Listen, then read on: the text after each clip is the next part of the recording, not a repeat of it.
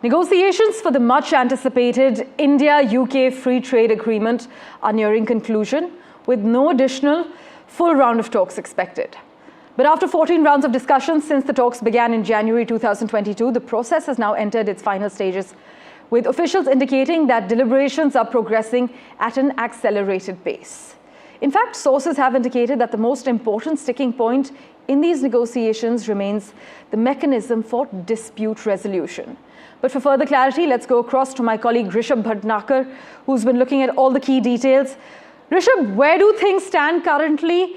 And we're given to understand that Piyush Goyal is heading to London next month for a follow-up meeting with the UK Secretary of State for Business and Trade, right?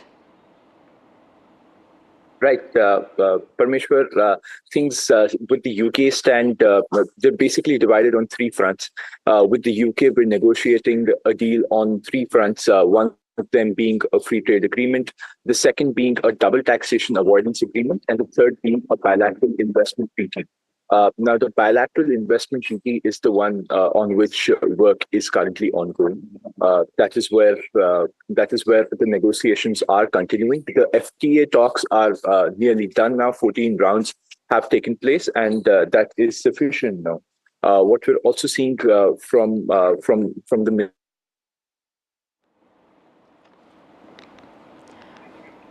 Right.